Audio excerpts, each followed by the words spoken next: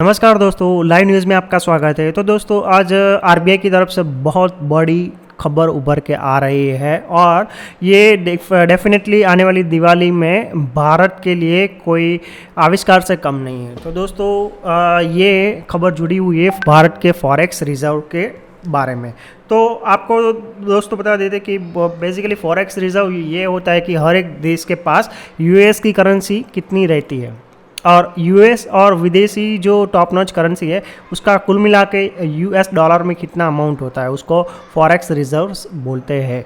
तो ये चौंकाने वाली और दिवाली के लिए खुशखबरी की खबर भारत के लिए ये है कि भारत का जो फॉरेक्स रिजर्व है यानी कि भारत का जो विदेशी मुद्रा का खजाना है वो 23 अक्टूबर को करीब करीब $5 बिलियन बढ़कर 560.5 बिलियन डॉलर पर पहुंच गया है। जी हाँ दोस्तों, तो ये भारत के लिए सबसे बड़ी खबर उभर के आ रही है कि दिन प्रतिदिन भारत का जो फॉरेक्स रिजर्व है वो सीधी इंक्लिनेशन में लाइन की तरह सीधे सीधा बढ़ता जा रहा है। तो इसकी एक रोचक बात आपको बताते हैं कि भारत का जो फॉरेक्स रिजर्व है उसमें बहुत सारे कंपोनेंट्स आते हैं, जैसे कि करेंसी है, ये गोल्ड रिजर्व्स है, ठीक है, फिर फॉरेन एसेट्स है। तो ये सब कुल मिला के उसको फॉरेक्स रिजर्व बोलते हैं। अगर हम ये अक्टूबर महीने की बात करें तो अक्टूबर महीने के 2 अक्टूबर को भारत का जो फॉरेक्स रिजर्व था वो $545 था, यानी कि $545 बिलियन भारत का फॉरेक्स रिजर्व था, जो 20 दिन के बाद $560.5 हो गया, यानी कि फॉरेक्स रिजर्व में सीधा सीधा $15 बिलियन का इजाफा हुआ है, यानी कि उसकी वृद्धि हुई है।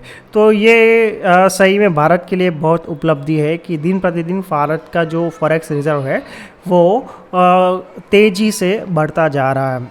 अभी कोरोना के चलते अगर हम बात करें तो सारे की सारी जो वर्ल्ड इकोनॉमी है वो लुढ़का गई है, क्योंकि उसको इकोनॉमी को पटरी पर लाने के लिए बहुत सारी गवर्नमेंट ने अपने देश में स्कीम्स लागू किया है, किंतु कोरोना की रफ्तार काफ़ी देशों में रुक नहीं रही है। तो इसकी वजह से उसकी इकोनॉमी है उसके चपेट में आ गई है। अगर हम क्लासिक एग्जांपल देते हैं तो फ्रांस और जर्मनी और यूरोपियन यूनियन की अगर इकोनॉमी की बात करते हैं तो वो द्वितीय विश्व युद्ध के बाद सबसे बुरी तरीके से प्रभावित हुई है, क्योंकि इस कोरोना काल के दौरान फ्रांस, यूरोप, इटली सहित काफ़ी सारे यूरोपियन देशों में लॉकडाउन लगा हुआ था और चाइना के वायरस ने यूरोप की इकोनॉमी की पटरी पर से उतार दिया था, क्योंकि करीब करीब 2 महीने तक चला हुआ लॉकडाउन के चलते उसकी इकोनॉमी में करीब करीब 15 से 30% की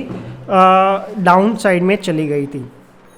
अब कोरोना का यूरोप में दूसरा वेव शुरू हुआ है, तो उसके चलते वहाँ के गवर्नमेंट्स ने ये अपनी इकोनॉमी को सर्वाइव करने की कोशिश कर रहे हैं। अगर हम भारत की बात करें तो भारत में पिछले हम बात करते हैं जनवरी के बाद फॉरेक्स जो इनफ्लो होता है FII, फॉरेन इंस्टीट्यूशनल इन्वेस्टमेंट, उसकी दिन प्रतिदिन बढ़ोतरी हो रही है और सबसे ज़्यादा उसमें की रोल प्ले किया है मुकेश अंबानी की रिलायंस इंडस्ट्री ने। जी हाँ, और कोरोना के बाद भारतीय इंडस्ट्री में वृद्धि जो है इकोनॉमिक वृद्धि भी दिखाई दे रही है। और हम ऑटोमोबाइल की बात करें तो ऑटोमोबाइल सेक्टर में 30% वृद्धि दर्ज की गई है। ये सबसे बड़ी उपलब्धि है।